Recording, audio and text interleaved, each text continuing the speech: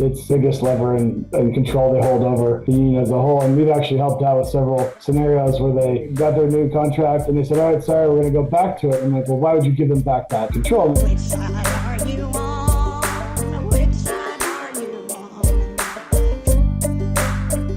Scott Heric is our next guest. He is CEO and founder of the unionized payment processing service, Unionly. Scott, thanks for taking the time to talk to us. I appreciate it. Something that y'all have been doing a lot of recently is helping locals get off of payroll deduction. And, you know, I think in one sense, payroll deduction can be very helpful for, for local unions. It takes a bit of hassle off of the officers, and it just sets up this automatic payment, and the local doesn't have to worry about it, and the money is coming in. But it's really a double-edged sword, because that gives the employer the ability to hold those payments over the local in the event of contract negotiation stalling, or in the event of a strike or something like that, right? Yeah. I mean, it's, at least in my estimation, the biggest lever and control they hold over the union as a whole. And we've actually helped out with several scenarios where they cut payroll deduction, they stop it, and effectively defunding the union overnight.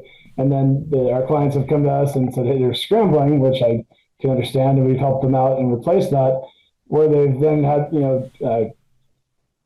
established their new agreement, went through the bargaining, got their new contract, and they said, all right, sorry, we're going to go back to it. And I'm like, well, why would you give them back that control? And they're like, oh, we've never thought about that. So to me, I get that at certain levels, it's hard to go away from that. But to me, it's just the choice, right? And I think, too, from the company side, where it's interesting as well, if I actually talked to a few of my friends who own union-friendly companies here in Seattle, and he's like, we would love to be able to have a better system. So I think the conversation, it's also shifting the conversation from, yes or no, or like you either do or you don't, to maybe there's a better way of doing it, right? So whether that's through the employer helping establish the means for digital payments to be made, because the goal is to get to fund the union as quickly as possible and to keep that consistent, right? Mm-hmm. And again, going back to when, before the internet, right, that was probably the fastest way, as opposed to saying, hey, we're going to go to every person individually, ask them for the money, ask them to keep track of it. We're just going to do it for you. Sure. Obviously, that's evolved. And now with the internet, you can have control. And that, to me, is just kind of rethinking the way that things are done in that regard and actually giving people control of it, right? And you think about, too, when someone signs up for dues checkoff, they're completing a form and doing all that. And again, you can still do that on a physical piece of paper if you really had to or wanted to, whatnot. You can also do it digitally, but you're basically saying, I agree to a recurring payment, right? So instead of putting that into someone's hands, one person usually, or a team of 4 to 10 who are spending an inordinate amount of time doing it, maybe it's right, maybe they care, maybe it's wrong, maybe they don't. You could have control of that yourself to say, I can go in, I can track this. Here's when I paid my dues. I want to stop this. I want to change it. So both sides can still have the same outcomes, but with more control and actually faster funding and more control. So, yeah, and I think that it's the process is still very similar to the payroll dues deductions, and that, like you said, you're making a regular payment. It's just not coming through the employer, and so the employer doesn't have doesn't have access to those funds in the same way, and it's taking them out of it. The money's going straight from the employee, from the member to the union. Yep. And it's and that's kind of what's happening anywhere they're doing, so. But there's that, and then to me, talking to people I have here, the amount of people that they employ that do that, the amount of time it takes them, and the amount it costs the company that could be going towards people, it seems like that could be argued on that side as well. So it seems to me that there's reason for both sides to want to change, right? But obviously, kind of by nature, they're not set up to communicate, which makes perfect sense, which is fair. But to me, it's like, what's the company's goal? To make money at a base level, right? What's the people's goal? Be treated fairly, great. Ultimately, it's efficiency and control, right?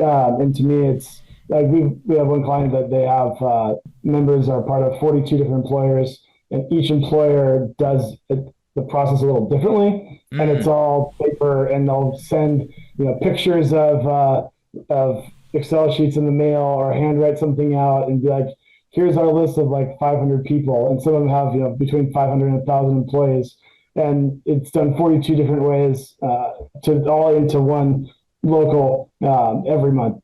So good luck. The odds of that happening accurately, and it's crazy actually. When we were on the phone last or 2 weeks ago, and as we were on the phone, a member came in and said, "Hey, I just went to our meeting to vote, and I was basically kicked out because they said I hadn't paid my dues, but I was told that I was by the company." And he said, "Oh, yeah," and it was basically because something got lost in translation or lost in the mail.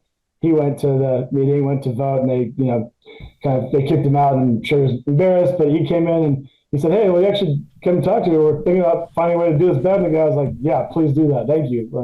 So it was pretty crazy to hear that live. To me, that's really where it matters, right? Sure, that's one story, but how many times has that happened where, oh, sorry, there's a clerical error, so you can't vote, or you have to go home. Even thanks for driving an hour. I don't know.